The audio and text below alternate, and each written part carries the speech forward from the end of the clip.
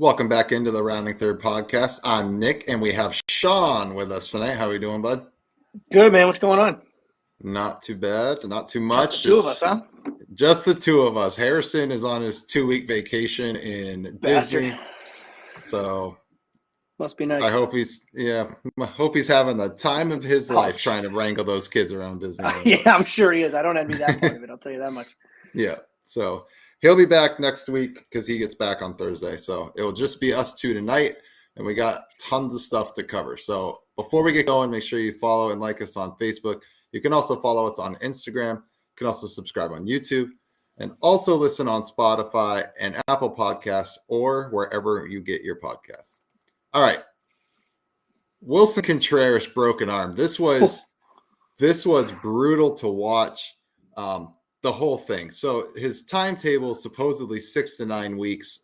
I don't know. I mean, it is just a straight break, so maybe it is only a 6 to 9 week timetable. But I mean, this was a direct shot from the swing of JD Martinez straight to the middle of the forearm. And his setup, I don't understand. I mean, I understand the purpose of the setup, but we were entirely way too close. And then setting up like that and then reaching, right? Like he kind of did both, right? I mean, he set up the way he did and then he's reaching for it. I'll be honest, man. I watched it a handful of times. I'm shocked it's only a straight break. Like, I'm shocked he doesn't have the smaller bones in the wrists and kind of the back of the hand, the bottom of the hand, whatever you want to call it. Like, I mean, that wasn't just a direct hit. I mean, it was hit and then like raked down. Yeah. Like I'm surprised it's just that one break. I mean, I guess in a way you could say he's lucky. I don't know, man. I don't know. And I know we're seeing a lot more of it, like in kind of the last couple of years with these catchers trying to steal strikes with the breaking balls and all that, with the reaching. We see more, and you and I were talking offline about it a few days ago, I think it was. It's like, I feel like the last 2 years, we've seen so many more catcher's interference than ever in years past. It's almost like it's like a nothing thing. Like, oh, okay, catcher's interference, take first base, not a problem. We'll go get him again. Whereas, like, when we were growing up, particularly when we were playing, but like even at the pro level, like when we were growing up, like you just almost never saw it. Right. It's kind of a new way of catching, is trying to maybe get out there on that line a little bit, see if you can steal a couple of strikes. But badly misjudged that one. I caught for years, and like the first thing I did every time a batter came up was to see where he was setting up in the box. Right. And then I would, move accordingly. I mean, JD Martinez is in the back of the box and Contreras moved up. And it's like, I get it probably depends on what he called for a pitch. Because like you said, like trying to reach out and get that breaking ball to bring it back in the zone or whatever. But I mean, how do you not be like, like this guy's going to hit me in the back of the head. He's going to hit me in an elbow, shoulder, like on a backswing. He was legit in Martinez. You're lucky with glove at that point. Right. He was legit in Martinez's back pocket to start. And then the reach, I swear to God, he must have broke the plane of the plate. I mean, his hand was out there. No question. Just... And I even said it, and it's not his responsibility by no means, but like the umpire is right on the back of Contreras. It's not even like the umpire gave Contreras, like it's almost like the ump was just like, yeah, this is normal.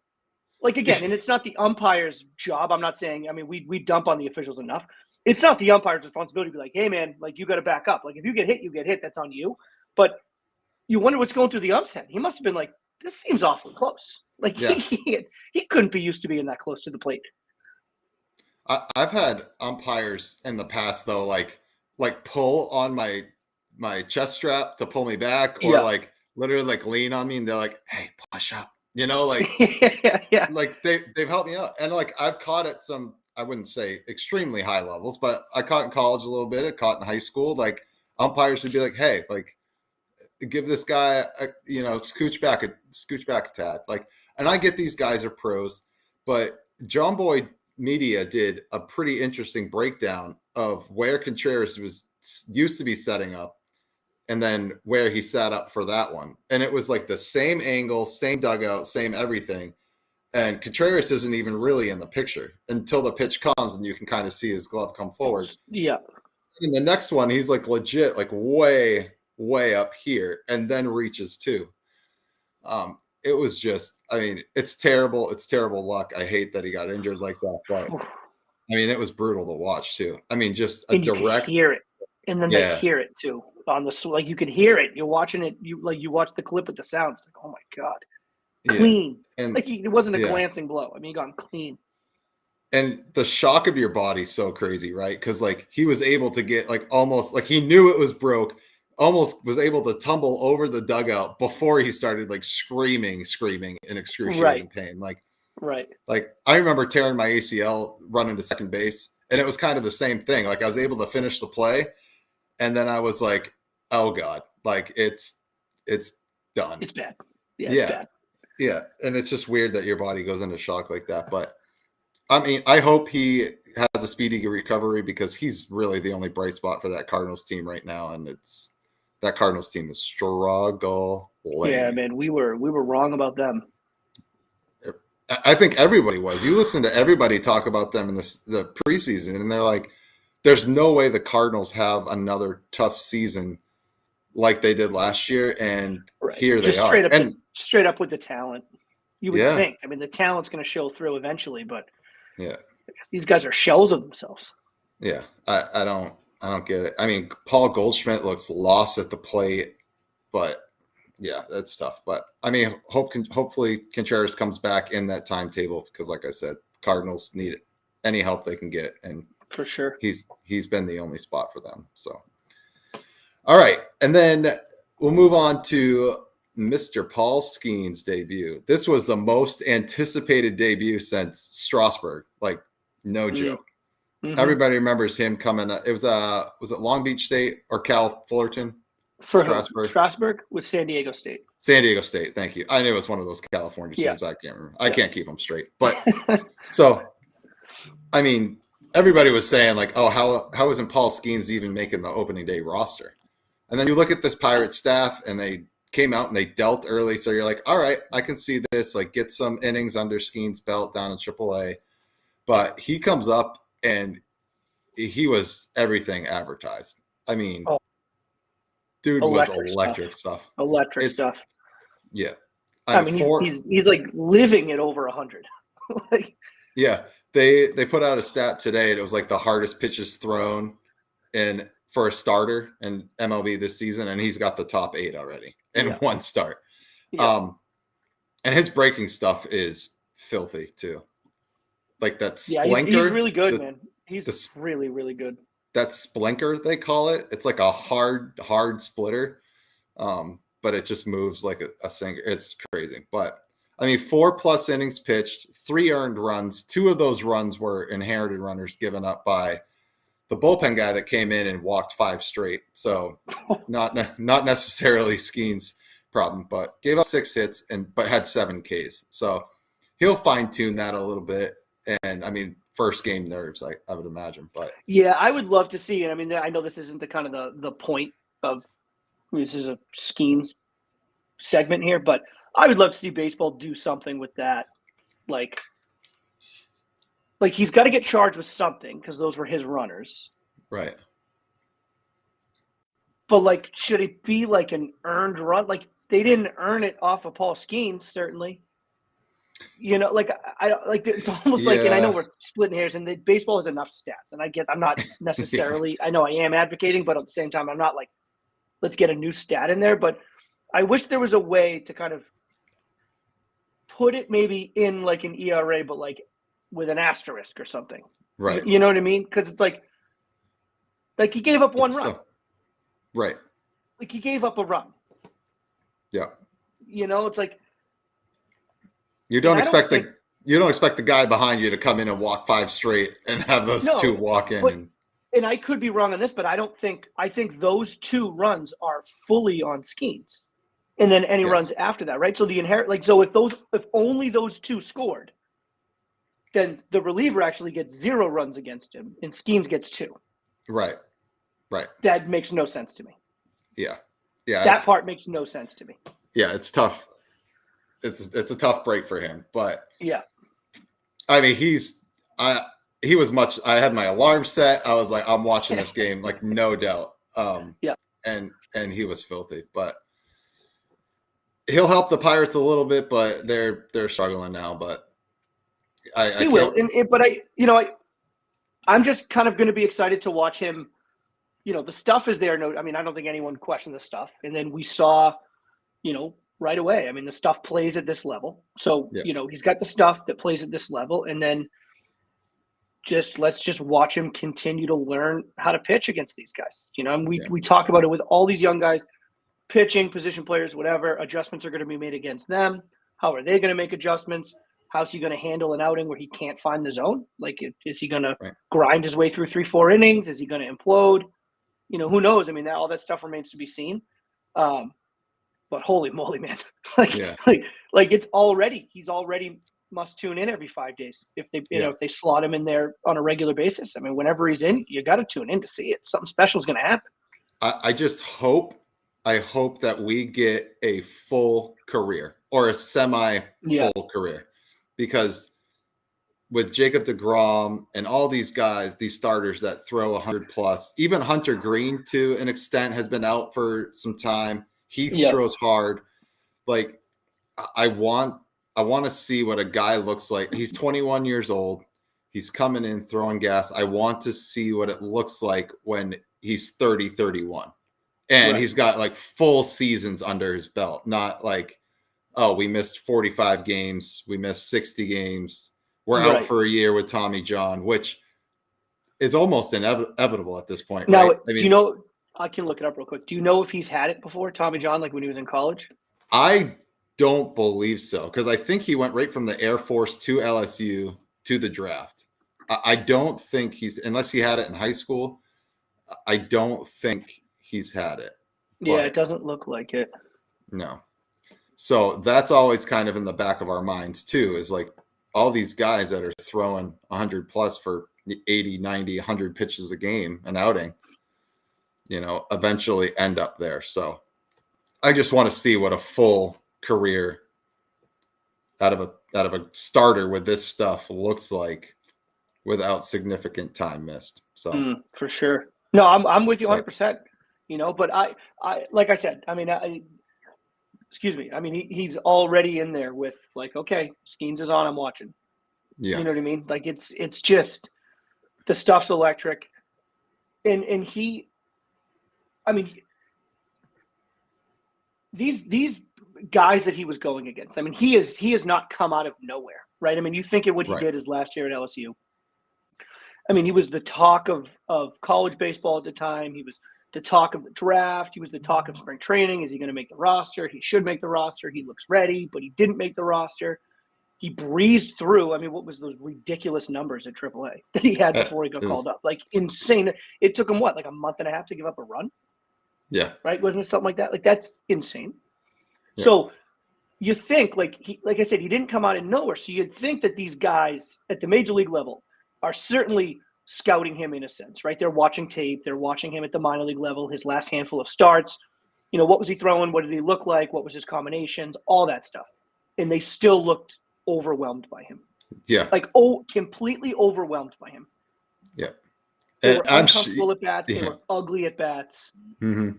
Yeah, he struck out his first two batters of his career. Just like, thanks for coming. But so, it's like, like it didn't seem like it was like one of those like fluky, like he caught them by surprise. They didn't know what to expect. It's like they had to have known what to expect, and they still couldn't handle it. Yeah. Second inning, he was in a bases loaded 1-out jam. Yeah.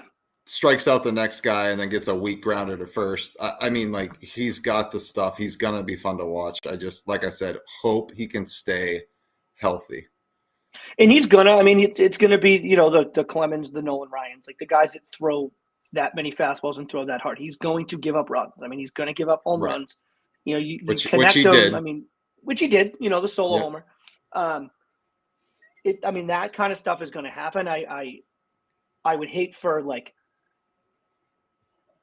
I would hate to sit and listen to fans be like, oh, he gave up that's a 3-run homer. I mean, that's going to happen, right? I mean, He's going to hit a guy. He's going to walk a guy. He's going to leave one over the plate, and someone's going to hit it over the fence. I mean, that's what happens at this level.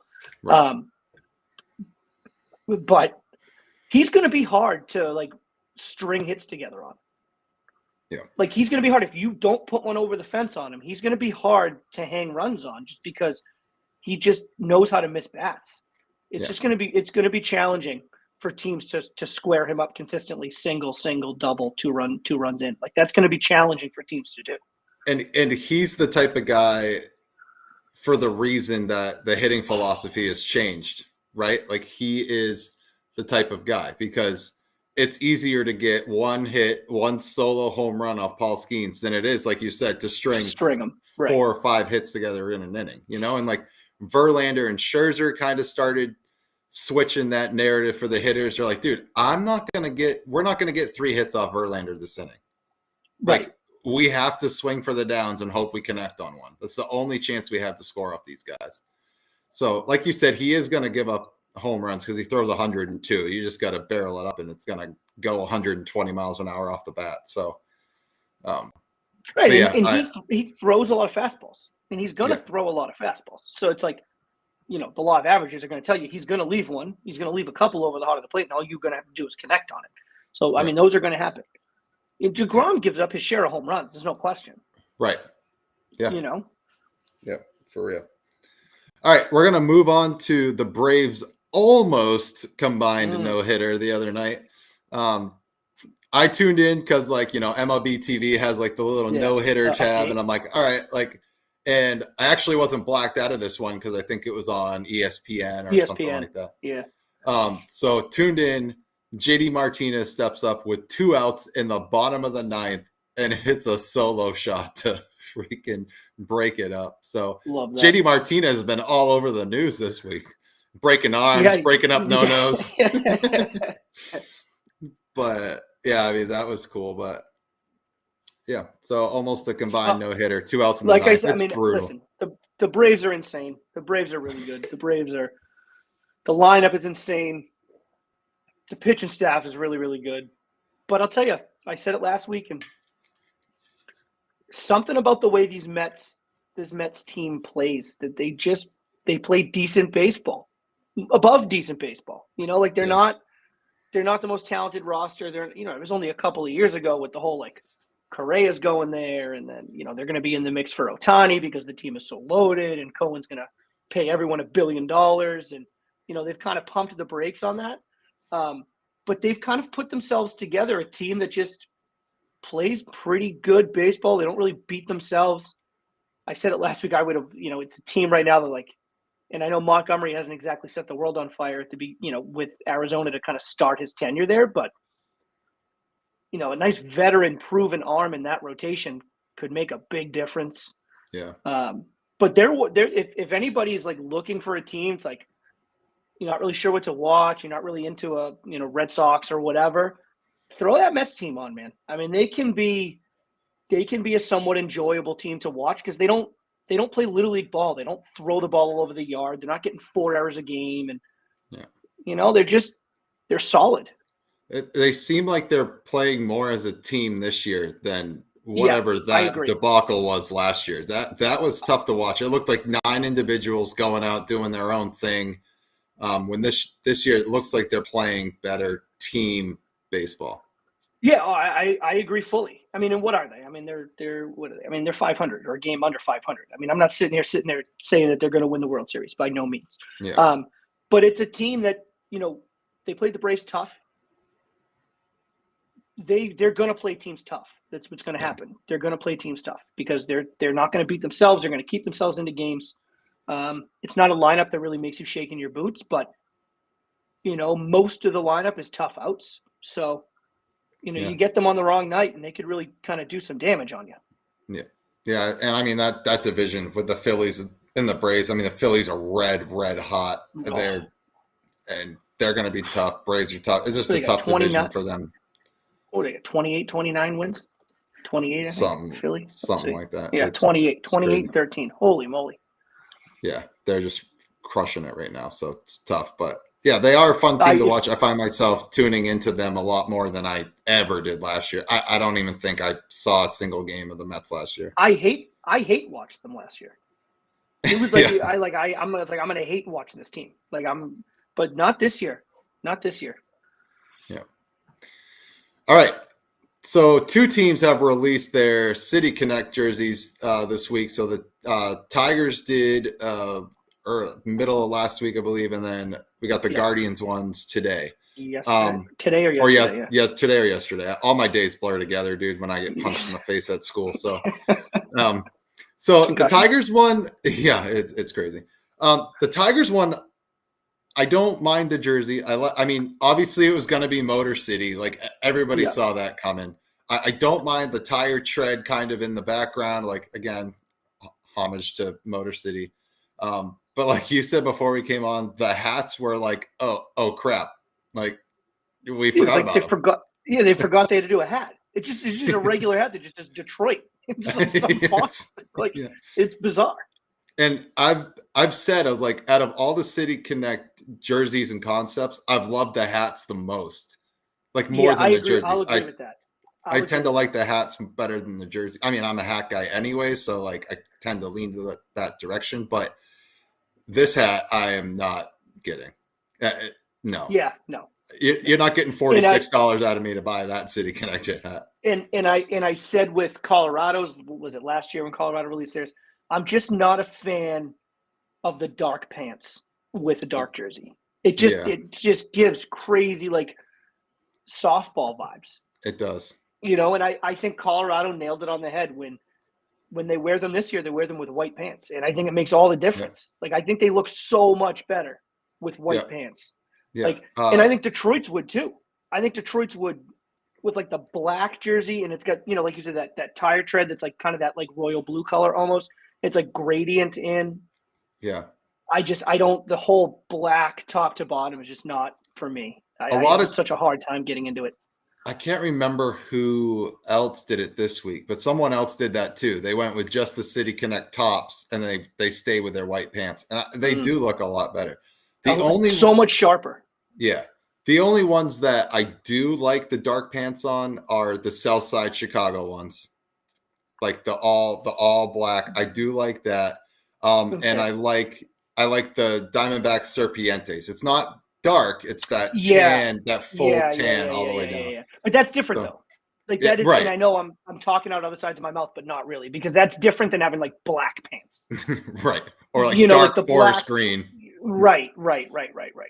Yeah. I think Pittsburgh, I don't know if it was Pittsburgh that you referred to. I think I saw Pittsburgh with the PGH in the white pants. It might have been them. Instead of the black pants. Yeah. I actually don't mind those ones either. The PG, there's the black and it's just the PGH cross. I don't hate them. Right. But Pirates are black and yellow. So like it fits that uniform scheme too. So I guess.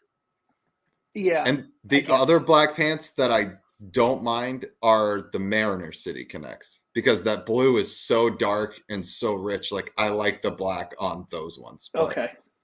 But those are really the only ones. Seen them. I mean, I saw the release. I don't think I've ever seen them play a game in them. Oh, they're fire. I love those ones. But all right.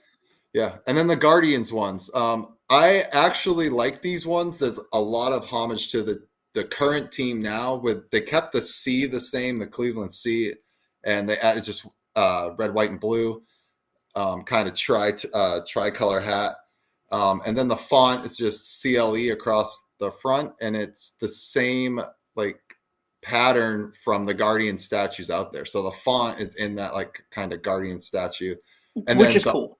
Yeah, absolutely. And then the pinstripes down the side from like Major League, those 90s Indians teams. Yeah. I think they're sharp. I like them. But are they wearing white? Are they doing white pants? That I didn't really catch. It looks like they are. White pants, yeah. At least just on the on the Uniswag release, it looks like white pants. Yeah. Yeah, for sure. All right, that works for me then. Yeah. So I mean, I don't mind them. But I mean, we'll see. I think like Harrison said a couple weeks ago, or you might have said it too, is like I'm kind of ready for these to just be done. Well, the releases. Like, just wear them. Like, just wear them. I mean, this is like, we're going on 3 years here. Yeah. Like, there was like, do you remember when they first announced they were going to do it, and then they released like the first 5 or 6, and we were like digging into them, and we were like getting all the reasoning behind it, and it's like 3 years later, it's like just wear them. Right. Just wear them. Like, if you're gonna make them, just wear them. Yep, absolutely. You know. All right, we're gonna get into a topic. So, a buddy I went to college with, Joshua Rodriguez, who actually kind of gave me the idea to start this podcast 3 years ago, sent us an interesting question, and I want to know your take on it. And if viewers are watching, I kind of want to hear their take too. So he wanted to know, when will the modern fan start to discount long ago championships, i.e. the Yankees in the 20s, 30s, the Celtics, like all those like historic franchises? When will those championships start to not really matter to the modern fan? Whew. When do they not matter? I would say, when you say modern fan, are you talking like modern? I mean, I would consider us modern fans, right? We weren't alive when. But we're not casual fans. I guess that's what I'm trying to say. Like, are we talking like modern casual fans? Or just I fans in general. In my eyes. And your eyes. And your eyes. I don't know if they ever get discounted. Like, I don't know if they're ever like, I don't know if I'm ever going to sit there and go, oh, what the Yankees did when they won the bulk of those 20, what do they got, 27 rings now? I don't know if I'm ever going to get to the point where like the bulk of those 27, it's like, oh, like it's not impressive anymore. Yeah. Right? Like, it's always impressive. Like, baseball's hard. Right. And I know that there were less teams in the league. I know certain players weren't allowed to play, right? I mean, like, there's all that goes along with it, and I get all that. However, for the teams that were in the league and the players that were allowed to play, they were the best players for an extended period of time, like year over year over year over year. That's still really hard to do. Right. You know, now you add in like modern sports where you have free agency. So you have guys playing out, you know, their first contract, and then they go get a bag from a different team who, you know, is trying to kind of buy these players. And that adds like another layer of complexity. So, you know, if you were to have a team that rips off 4 consecutive World Series now, would it be more impressive? Probably. I would say that's probably more impressive, but I don't think it takes anything away from what those teams did back then. Yeah. Do you know what I mean? Like, if that makes any sense. Yeah, I'm with you. So my take is like, baseball's ancient, right? You look at all the professional sports, like baseball's old. So like these other teams that have been coming into the league, like they're starting to build their own history.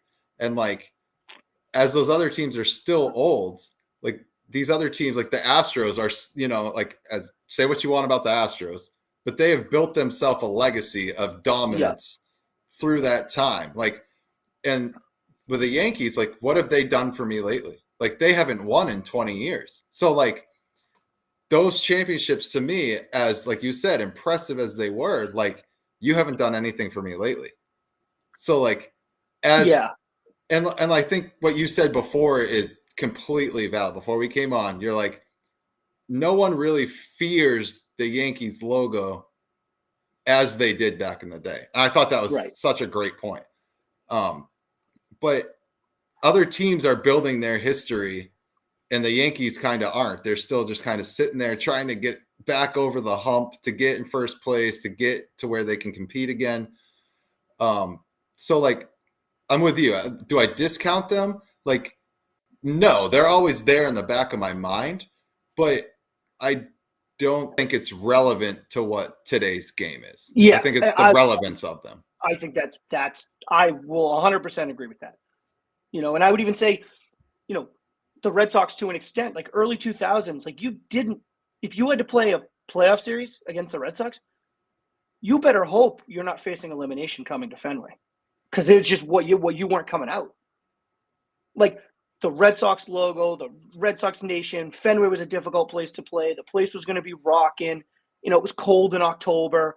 Like, it was Right. like, on top of how difficult of a team they were to play against, the atmosphere, it was, you were nervous. You were anxious. It almost like struck fear into you to have to play the Red Sox at Fenway, win or go home. Now, I mean, who fares Fenway now? Like, no one, like, people want to go to Fenway. The Red Sox stink at home. They're a better road team than they are a home team. Like, Right. no one cares about going to Fenway now. Yeah. You even say it to the Patriots. Like, now that Brady's gone, and Belichick now too, but once Brady, like, what fear do people have about the Patriots logo? What fear do people have about the Cowboys logo? Ooh, I'm shaking in my boots. We have to play the Cowboys. Like, it's still Right. impressive what they did for that period of time in the 90s. But, like, and while as a fan of the sport, like, you can look back and always appreciate and go, that was really tough to do. Like, they did it for an extended period of time that was challenging, right? But, like, the logo itself doesn't carry the same weight because it has just been so mediocre for so long. I think that's probably Right. the best way to put it for the Yankees specifically. That logo, Yeah. the pinstripe, that vaunted NY hat, going to the Bronx, like, who cares about that now? They don't strike fear into you.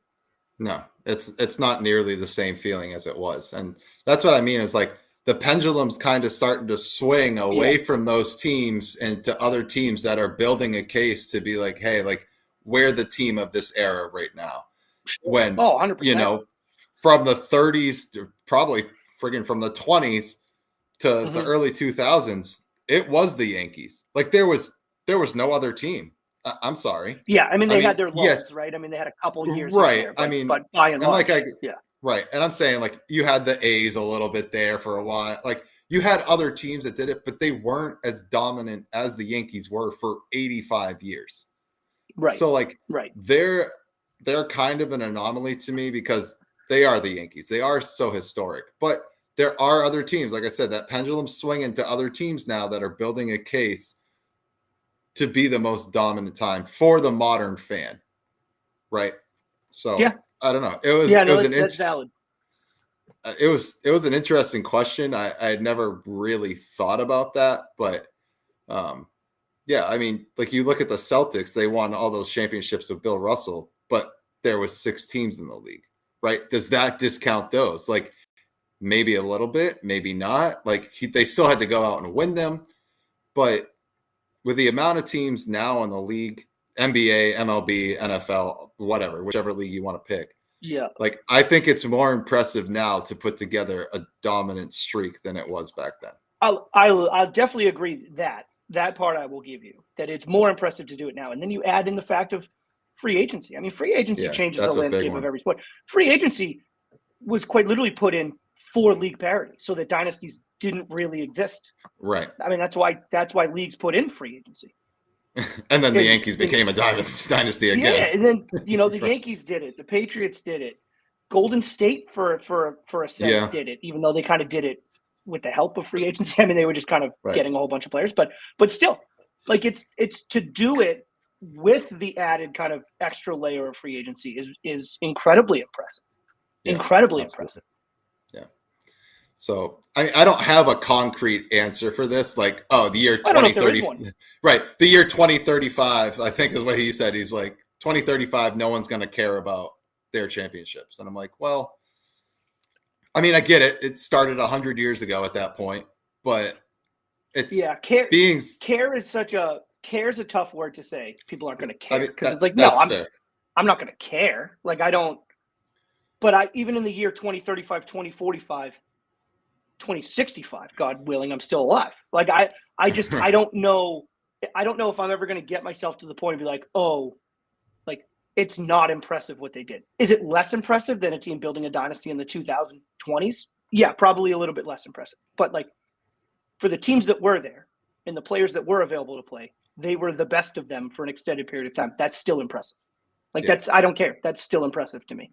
No, 1,000% agree. So, yeah. All right. We're going to take a break here. And I got some trivia questions. And then I have a new category I'm going to throw out for you guys. So if you are viewing, you can throw in the chat the answers and all of that if you want to participate. So first trivia question here. Who are the only two brothers to hit their 100th career home run on the same day? And we have watched both of these guys play. So I'll narrow down the time for you. Two brothers that hit their 100th on the same day. Were they on the same team? No. Got to be like two Molinas, right? Not the Molinas, no. They were outfielders.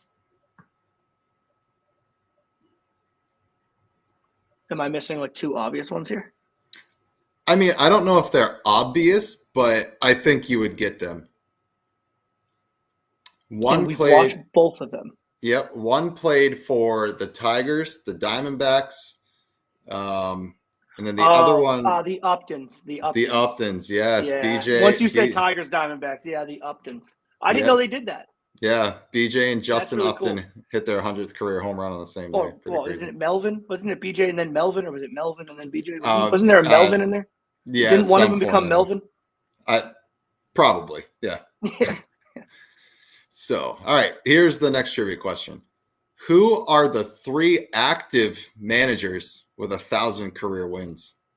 Oh. Well, Bochy's got to be one. Bochy's one. Melvin's a second.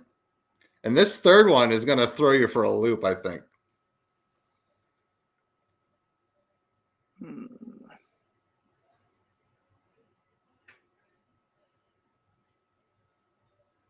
So, yeah, Bochy and Melvin. All right, let's see. So, Kevin Cash. No, not Kevin Cash. I mean, he's a shoo-in for 90 wins a year, so he can't be far off. Right.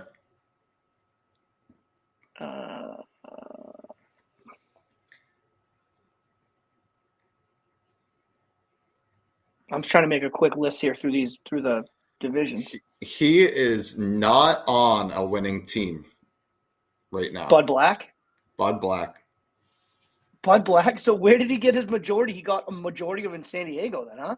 Yeah, must have. Yeah. Bochy, Melvin, and Bud Black are your three active managers with 1,000. I mean, I'm not surprised. Bud Black has been managing since like Jesus Christ died. So like that's not surprising because he's been in Major League Baseball forever, but yeah, he's been in Colorado for a while and they don't win games. So like I'm surprised a little bit that he's got that. Just watching 20 tallies go up on the board every year is a hard way to watch your managerial wins go up. Brutal. But all right. He grinded for those 1,000. I mean, that absolutely grinded. Absolutely.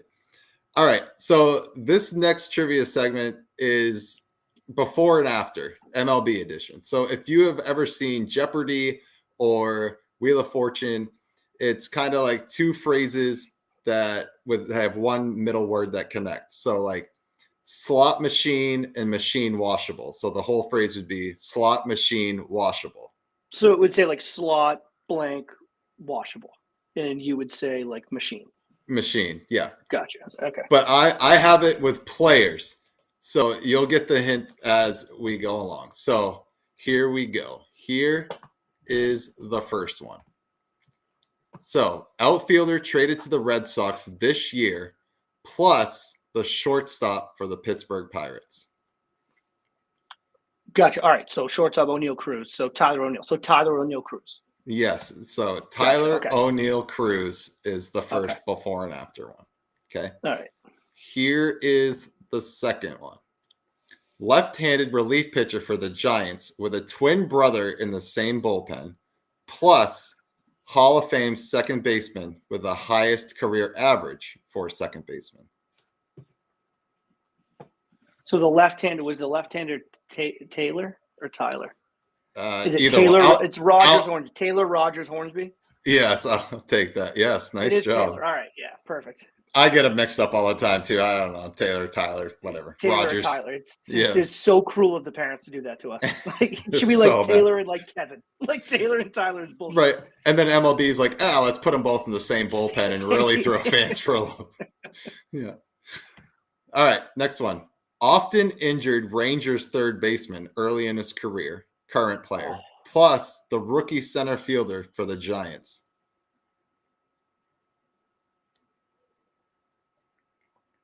Rookie center fielder this year? Yes.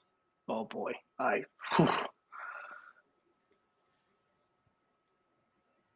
often injured Rangers third baseman early in his career. Yeah, and he's still playing with them. He's still on their team. Like, we haven't seen a full year out of this kid. Probably should have been Rookie of the Year last year. Josh Young. Yep, and So who just came over from the KBO? Oh, you're killing me. I can never get those names right. Jung Ho Lee. Yeah. So Josh Young Ho Lee. Yep, Josh Young Ho Lee. Yeah. All right, next one. All-time career leader in strikeouts, plus a left-handed Phillies first baseman with power.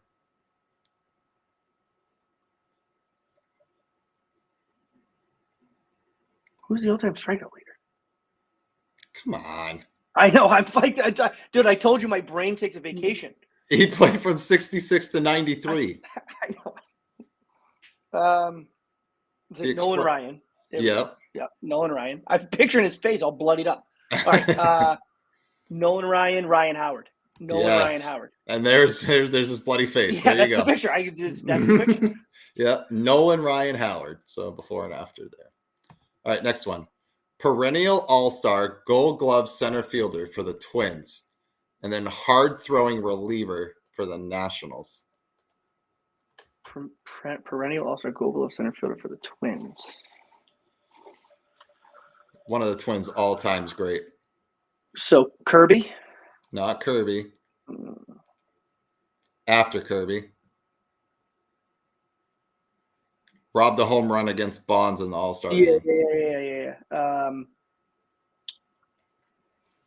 So Torrey Hunter. Yep, Torrey Hunter. Hunter. This one might be a tough one. This guy's just starting to come up. He's like a rookie in his second year, and he throws gas. And we saw him pitch, actually, when we went to Washington, if you remember. The Washington. Yeah, no, Washington. I don't remember too much of, for being honest. Hunter Harvey. Okay. Yeah, Torrey Hunter. Stocky white guy, right? Yeah, throws cheese. All right. Arguably the best two-sport athlete ever, plus the Orioles' first overall pick from last year. All right, so Bo Jackson Holiday. Yes, Bo Jackson Holiday. Yep. All right, next one.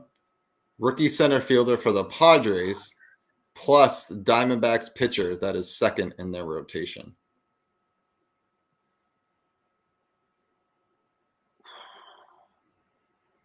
This might be a little bit tougher. Who's the rookie center fielder for the Padres? He's another Jackson. So you had Jackson Holiday, Jackson Churio, and you have this Jackson. Does he play every day? Yeah. Who's the pitcher second? Padres I watch. Yeah, right. Who's the pitcher, the number 2 pitcher in the Diamondbacks rotation? Not Zach Gallen, but also pitched for Team USA. Oh, Merrill Kelly, yeah. Yeah, so Merrill Kelly. Merrill. Yeah. That kid's good. I remember the name from spring training. I didn't know he was there every day. I'll be honest with you. I mean, I don't watch a ton of Padres, to be honest with you, but yeah, since they moved Grisham to New York, he kind of took over that spot. So. Oh, interesting. All right, next one. All-star right fielder for the Houston Astros, plus journeyman catcher now with the Diamondbacks. So Justin Tucker. This guy's been everywhere. Like, he went for the Reds. He played for the Cubs. Oh, Tucker Barnhart. Yes, good. Yeah, Tucker Barnhart. Yeah, Kyle Tucker Barnhart. All right, next one. All-time RBI leader, plus the single-season AL home run record holder. So Hank Aaron Judge? Yes, Hank Aaron Judge. There you go. Yeah. Thought that was an easy one. There's a couple that are layups, a couple that are hard, but all right. Outfielder with short career that played for the Cardinals and the Red Sox, plus the Hall of Fame. Yep. Plus the Hall of Fame second baseman for the Astros. Ooh, Alan Craig Biggio. Yes, good. Alan Craig Biggio. Okay. Also, could you go back real quick? The picture of Biggio with catcher's gear on doesn't really I fit. It know doesn't that. really fit. I know. That's why I put it there. I loved it because he came up as a catcher. Then they immediately converted him to second base. But yeah, it's awesome. All right, next one. Catcher for the Toronto Blue Jays, plus the Dodger that hit a famous World Series walk-off home run. Alejandro Kirk Gibson. Yep, Alejandro That's a good Kirk one. Gibson. Yep. It's still the greatest call. It like never gets talked about. When he hit that home run off of Eckersley, if you listen to like the broadcast call, that I don't believe what I just saw. Yeah, it's so Gibson played most of his career for the Tigers. Yep. Right? As he's rounding second base, the announcer says, "I don't believe what I just saw. The Tigers win the game." Whoops. He said Tigers. He didn't say Dodgers because Kirk Gibson reminded him of the Tigers. I find that hysterical. Yeah, that is pretty funny. And he was like limping around. Like he could barely even walk up the home plate too. It's crazy. Yep. All right. Next one. Hall of Fame Southpaw starting pitcher with 4 Cy Youngs with the Phillies, plus the catcher known for waving it fair. So Steve Carlton Fisk. Yeah, Steve Carlton Fisk. Yeah. Good. Yeah, some of these ones can be pretty like, I don't want to say like easy, but when you have like names like Carl, you know what I mean? Like, right. It's like, okay, like you get one, you're getting the other. Exactly. Yeah. All right. 2 sport athlete that played outfield for the Braves, played football for the Falcons, plus free agent pitcher that ultimately signed with the Diamondbacks. So Deion Sanders is the first one. It is not Deion Sanders. Oh, it's not Deion Sanders? Outfield for the Braves? I mean, Deion Sanders, didn't he play outfield for the Braves? Uh-huh. But so Brian Jordan Montgomery. Yes, Brian Jordan. Yeah, I got you. But yeah, I mean, that was also adding in there also played for the Falcons is kind of a Bush league. Right, because they both did. That's kind of a Bush league on your part. You're welcome. Yeah. All right, next one. St. Louis starting pitcher that passed away unexpectedly in a hotel room before a game in Chicago, plus longtime third baseman for the Mariners that has a brother that plays currently. Longtime third baseman for the Mariners. That has a brother that plays currently.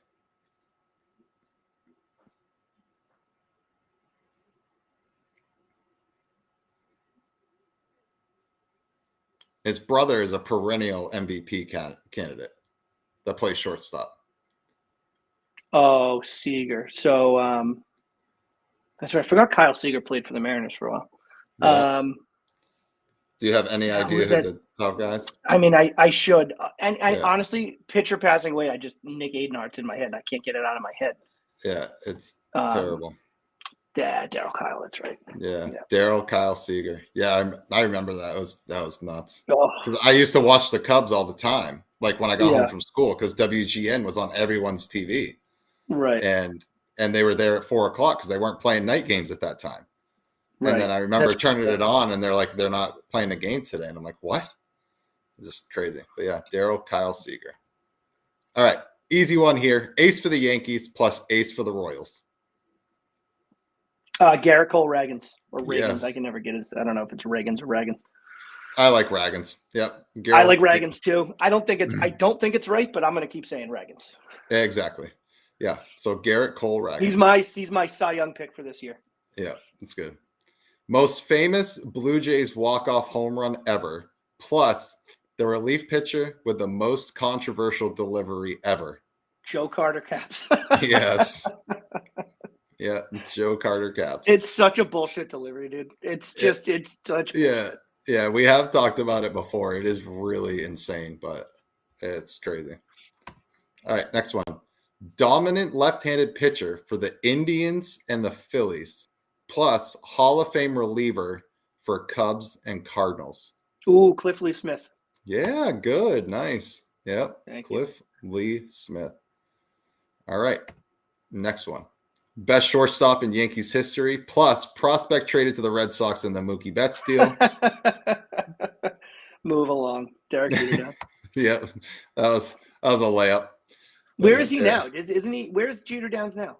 I want to say that He went to the Nationals. You know what's funny, Nick? I was going to say Washington.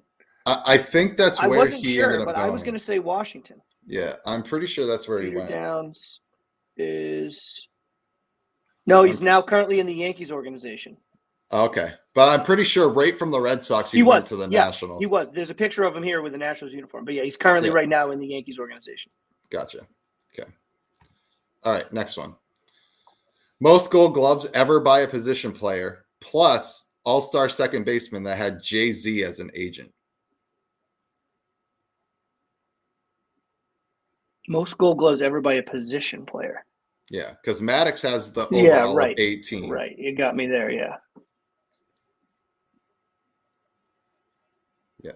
Plus the all-star second baseman that had Jay-Z as an agent.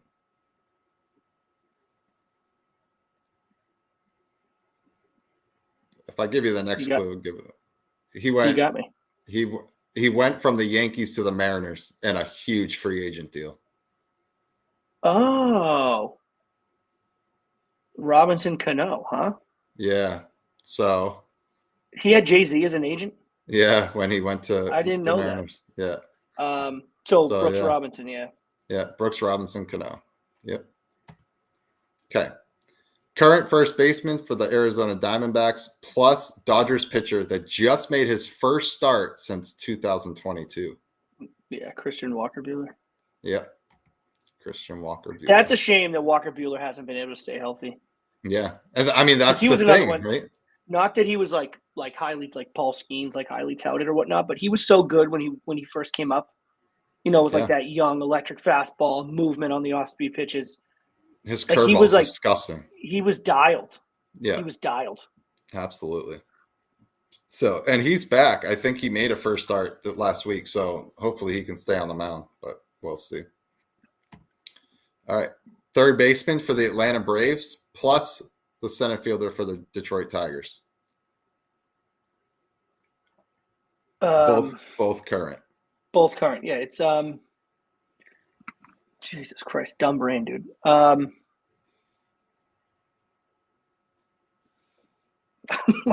losing because I got to be my fantasy team. I literally can't think of this dude's name. Oh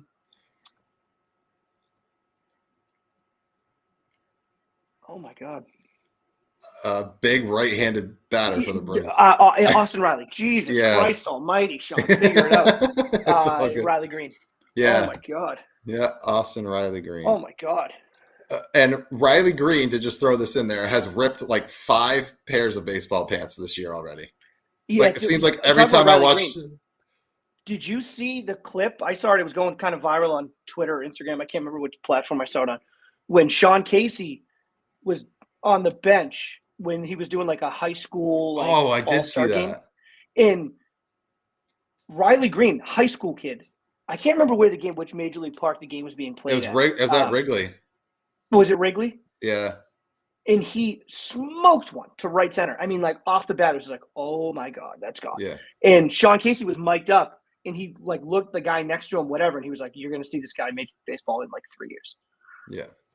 Like crazy. If he can cut down on the swings and misses, that dude is insanely good. Yeah. He hits the ball so hard when he hits it. He does. Yeah. And you can track him down out there too. He's good. Yeah. All right. Next one. Former Red Sox and Reds shortstop, plus the current catcher for the Red Sox. Pokey Reese McGuire. Yep. Pokey Reese McGuire. I love Pokey Reese, man. Journeyman catcher that debuted with Atlanta in 96, plus a closer that won Rookie of the Year in 2005 for Oakland and compiled 324 saves in his career. This is going to be a tougher one, I think.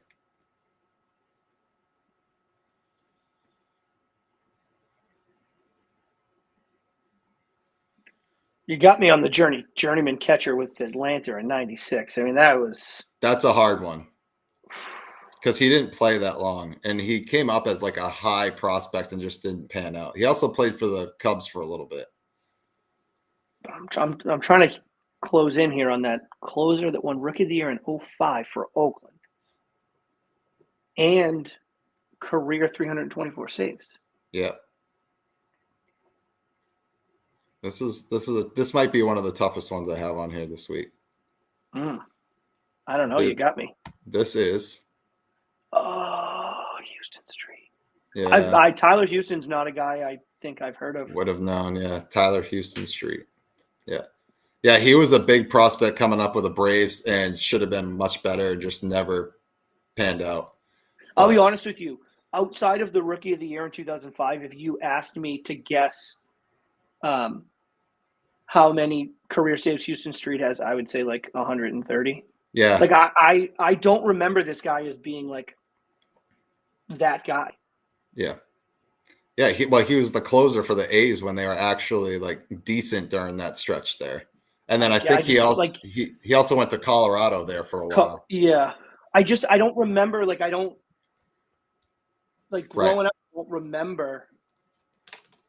Like when was the last like high leverage, and not that it's necessarily always his fault, but like I just, those big closers of that late 90s, early 2000s, mid 2000 eras, like you think of them closing out big playoff games. You think about them like taking their team to the AL, NLCS or clinching a World Series. Like I don't remember Houston Street doing any of those things. So he might have been, I don't know if this is true or not. He could have been on that 07 Rockies team. Maybe. I don't know when he went there, but yeah. I mean, I can look that up easy enough. And his Houston's actually spelt a little different. It's Houston, but it's still the same. But yeah, Tyler Houston Street. All right. Next one we got. So he was in Oakland in 07, 05 to 08. Okay. I mean, he's got, 324. I mean, it's there. I guess he had 40 with the Angels in 2015. Oh, the Angels. I forgot he went there too. He had 41 total in 2014 between San Diego and LA, 33 with San Diego in 2013, 29 with Colorado in 2011, 35 with Colorado in 2009. So, okay. Yeah. I guess. Yeah. Wow. All right, then. All right. Next one. Catcher for the Phillies in the 90s, plus utility man traded from the Diamondbacks to the Blue Jays for Gabriel Moreno and Lourdes Gurriel Jr.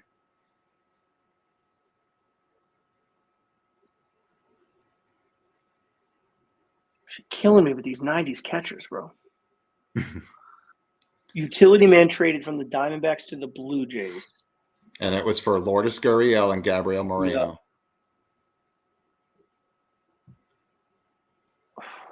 I think he plays outfield for the Blue Jays more than anything now. Two tough ones here. I don't know. This is Darren Dalton Varsho. Yeah. Darren Dalton Varsho. All right. I think I have a few more here. Okay. Catcher that holds the longest rookie hitting streak, which we covered last week, plus a utility infielder that debuted in 2020 with the Blue Jays, but currently plays for the Reds. Yeah, that's the guy. Is it that Schneider guy? Oh, it's not Schneider. It's not. No.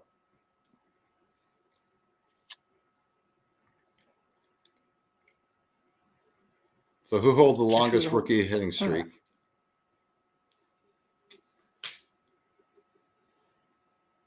The catcher. Mm-hmm. Is it the overall longest or the longest rookie one for a catcher? It's the longest rookie hitting streak, period, for anyone. It's not Adley, is it? No. This is Benito Santiago Espinal. Dude, over 3 in the last 3. I got to pick it up here. It's all good. This is not good. That's a tough one. Yeah. Former first base slugger for the Red Sox, Angels, and Mets. Right back on track, baby. Thank you for this one. Second baseman acquired by the Red Sox in the Chris Sale deal. Yeah. Mo Von Grissom. That's just what I needed. Right back on track here. That's what I needed. You're welcome. Mo Von Grissom. Okay. Current manager for the San Francisco Giants, plus two-time All-Star for the Orioles from 2000 to 2009, who also played for the Mets, Rockies, and Diamondbacks. The current manager for the Giants right now is This is your guy. My guy? Yeah. You always talk about like when this team wears a certain uniform, it reminds you of this guy. Yeah. Melvin Mora. No. Yes. Yes. He's there. He's the manager? No, he's not the manager. He's the second guy. Oh, yeah, right, yeah. Bob Melvin. Yeah. Yes, Bob. Yeah. Bob Melvin Mora. Yeah. Okay. Longtime manager for the Yankees in the 90s, plus the current Arizona Diamondbacks manager. Yeah, good. Manager one, Joe Torre Lovullo. Yep. Good. Obviously, Torre spelled different too, but yeah, that's all right. That works. Rookie left-handed starter for the San Francisco Giants. Has an unorthodox delivery, plus the current center fielder for the Mets.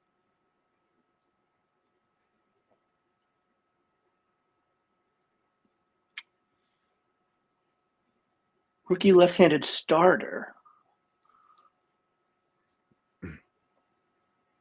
His last name's Brandon? Not Brandon. It's not Brandon Nimmo, the current center fielder for the Mets? Who do you got in there?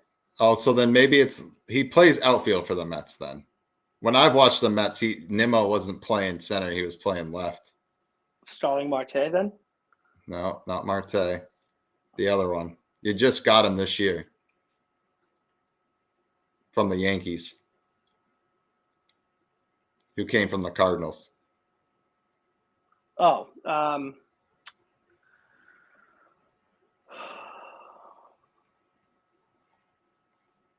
fucking noodle brain here today.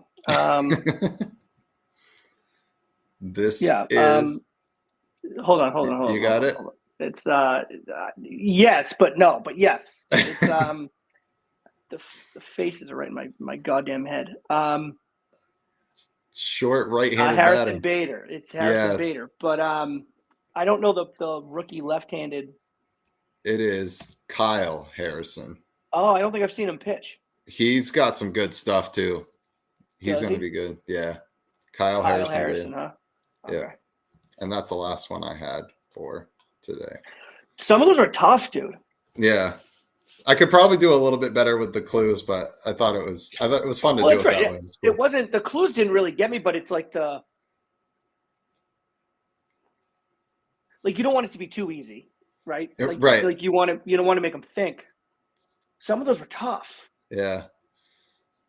Well, it's hard too because you got to find guys in the league that has a last name that is another guy's first name. Right. So I've literally the last 2 days been sitting here and I'm like Ramirez, Fernando, Hernandez, Smith, no, Aaron. Oh, Hank Aaron, Aaron Judge. So I'd write it down and then I just kept doing that. But I have some more. I have some more for next week that I can do. But all right. And we're gonna head home here. And the last thing I had there's an article that came out around here in North Carolina, and I am pumped about it. I don't know if it's gonna go anywhere, but the Durham Bulls came out and said they are not opposed to having an MLB team in Raleigh, which I was like, yes, please bring it. Okay. Get it all together. Let's do this. Let's put in a significant bid.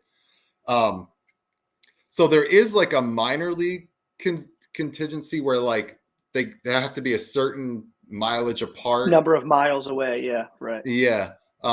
So because the Carolina Mudcats, which play out way out in Zebulon, which is an hour and a half from Raleigh, or about an hour from Raleigh. They wanted to initially be in Raleigh, but couldn't because the Durham Bulls were there. So that's why they went to that, it's 32 miles and literally set up shop on the 32 mile mark. And they're sorry guys, this is where we're putting the park. I have been a huge component to trying to bring MLB to Raleigh. I think Raleigh would eat this franchise up.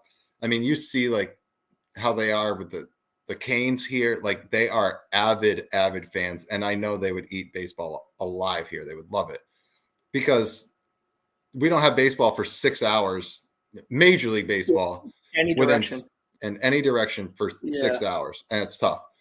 I would love it. So it was just really cool to see the Durham Bulls come out and say, yeah, we're not opposed to that at all. Bring it. So that'd be cool. Really cool. Yeah. That'd be cool. But I mean, it's still far away. Expansion's still, in the early talks. I don't know what's going to come of it. I don't know if the league's waiting for this whole Oakland Athletics thing to just kind of like blow over and figure out before they start adding teams or what. But, and it sounds like Nashville's like kind of bowing out, which is weird. Yeah. But, so I don't know. We'll see what happens. But I saw that article and I was like, yes, like, let's do it. That'd be cool. I would come down all the time. Oh, 1,000%. That would be awesome. Yeah. I would be camping out, and if they were starting to build the stadium right now, I'd go pitch a tent and wait for them to open the box office to buy season tickets. Like that for sure. But yeah. So that's all I had for this week. Do you have anything to add or anything that happened this week that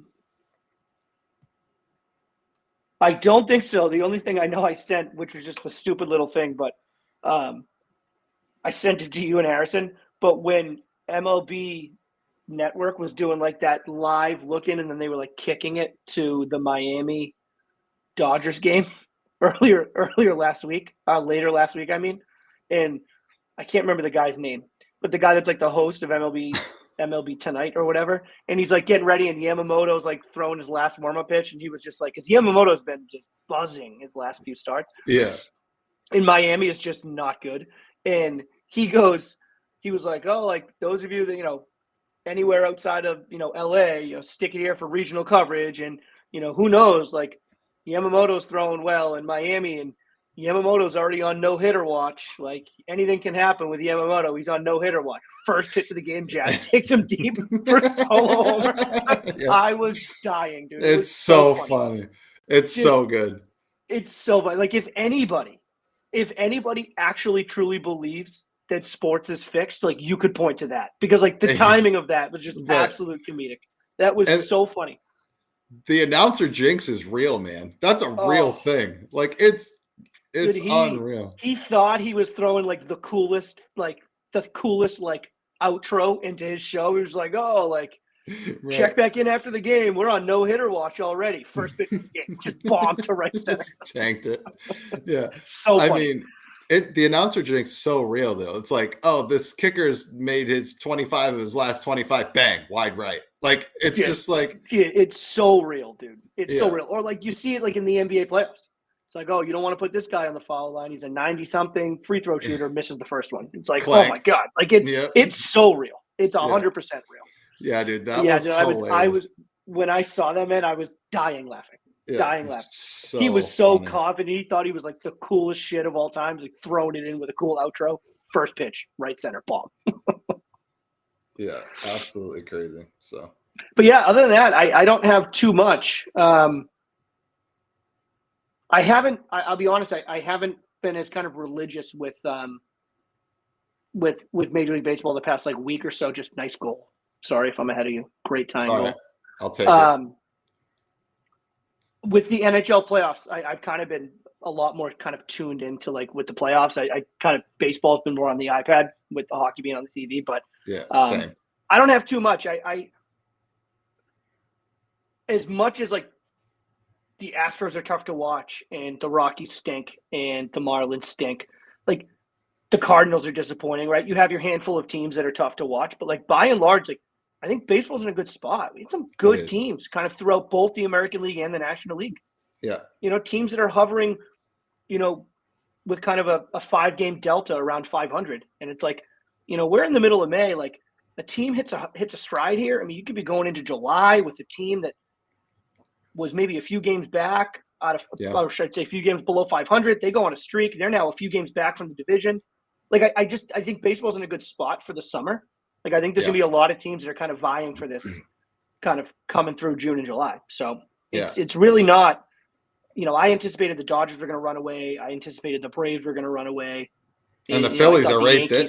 And the Phillies are 2 games ahead of them right now. Yeah. So I'm glad that I was wrong about that, because I think the summer is going to be nice with some good baseball coming up the next couple months. Yeah. Absolutely. Assuming guys stay healthy. Stay healthy. We need these pitchers to stay healthy.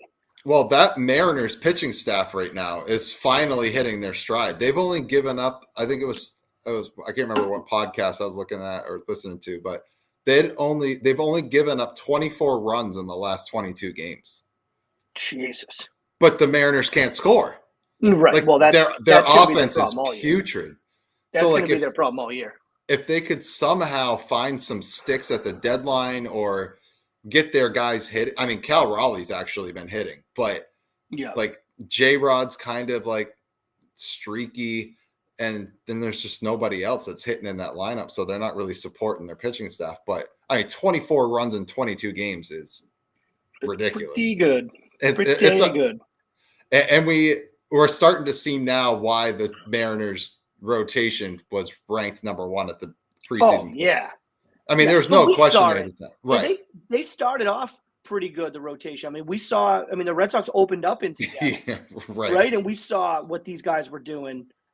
And this was, before the Trevor Story injury. And this was, the Red Sox offense was kind of clicking a little bit. Tyler O'Neill got off to that hot start, and he's kind of been pretty good ever since. But, that Red Sox offense was pretty good for the first couple weeks. And that rotation was really good in that series. Like, that was as good a 1-2-3 punch as you're going to see all year. Yeah, they're filthy. So, I mean, so it's like they're starting. Hopefully their offense can find a stride. They're fun to watch. I find myself, honestly, tuning into Oakland Athletic games. Yeah. They have some pieces. I was a little bit at the end of April. I was that way too. They have some pieces that are all right. I mean, Mason Miller's must watch when he comes out of the bullpen in the 9th. But Langoliers and Brent Rooker, Brent Rooker was fun to watch last year. He was like really their only bright spot. But the Athletics have some arms in that bullpen. They have some guys. They sure do. And what's his face? Boone said that. I mean, when they lost that 1-0 game to Boone, that was the game that Boone got tossed. That's right. That was that game when they lost 1-0. But after he was kind of doing his answering the bell, so to speak, for that. But he was talking about the game, and he even said, he was like, that bullpen is no joke. Like, that bullpen is like, if you're behind in the 6th, like, you clench up a little bit because you can't rely on putting 2 or 3 runs across against them. Yeah. They're just, those arms are, and Mason Miller is filthy. And JP fellow type Sears. 1. You got to get him on the pod. Fellow type 1. That'd be sick. But he is so good, man. And JP Sears for them has been actually putting in some really good starts for them. Yeah. He took it to the Sox. He took it to the Sox a little bit the last time the Sox were out there. He took it to the Yankees there. I mean, his stats aren't good. He's 3-2, 4.20 ERA. But I mean, when I saw him pitch in Texas, he took a no-hitter until the 7th. Oh, that's right. Yeah, that's another one. Yeah. I was like, dang. And he's not overpowering. He's that crafty lefty, but I mean, quite honestly, if I told you if we back in February and we did our like preseason, or what was it, March, I guess it would have been, when we did like our predictions or whatever. Oh my God, Carolina. I told you Carolina has a chance, Nick. I told you they have a chance. I told you they have a chance. Sorry, what was I saying? JP Sears. With Oakland. If we were during the prediction show, whatever, if we sat here and said, okay, on Monday, May 13th, we're going to be on the podcast and Oakland is going to be 3 games behind Texas, you'd be like, you're a crazy person. Like, that's never going to happen. Like, we were talking about them being like historically bad. They're a minor league ball club, this, that, or the other. Thanks for the last 2.5 years, but we're not going to need your services anymore. I'm so glad to be wrong about that, man. Yeah, it's cool. It's Texas fun. isn't setting the world on fire. I mean, they're at 20 and 20, 22 and 20, but Oakland 19 and 23. They're 3 games up on Houston. They're 3.5 up on LA. Yeah. That AL West is a mess. AL West is a mess. AL West is a mess. We were thinking that was going to be a tough division, but like winning division, not like a tough losing division. I think all of us had at least 2 AL West teams in the postseason. I did not, but that's fine. Okay, good for you. Nicely done. Nicely done. I mean, this is. But I had the Blue Jays, so it kind of cancels. We won't talk about that. This is the rambling part of the show here. This is the rambling section. Kansas City 25 and 17, and they're in 3rd place. Now they're only a half game back, right? But that AL Central has turned out to be a really good division. Cleveland, Minnesota, and Kansas City are playing good baseball. And Tigers aren't playing terrible. Well, Tigers either. at 500. I mean, they're 20-20, but they're kind of there. I mean, it's May 13th. Right. You make a little bit of a push. Who knows? Yep. But yeah. Yeah. The AL Central and the AL West have kind of flipped from our predictions. Right. Like we're like, correct, all right, the AL West is going to be competitive because they're good. Because they're good. The AL Central is going to be competitive because they all stink. And the Guardians are sitting there. It's just like every time an alert comes to my phone, it's like Guardians win 6-4, Guardians win 3-2. Like that team is scrappy, and they're back to that playoff team that we saw against the Yankees there in the ALCS. Yeah. Like they are back, and that's without Shane Bieber again. I think that's one of those like you just have to pencil him in for not playing. I mean, he's a figurehead at this point. Like he's not a real member of the team, and I don't mean that necessarily in a rude way. But it's like you can't rely on this guy to play. He's just always hurt. Yeah, 1,000%. So I don't know, crazy. All right, well, we will see you guys next Monday at 8. Another good week of baseball. Like Sean said, I kind of will be having my eyes on the hockey here if the Canes stay in it, but But we will be talking baseball next Monday at 8 p.m. Before you go, just please make sure that you like and follow us on Facebook. You can also follow us on Instagram. You can also subscribe on YouTube. You can also listen on Spotify and Apple Podcasts or wherever you get your podcasts. And we will see y'all next Monday at 8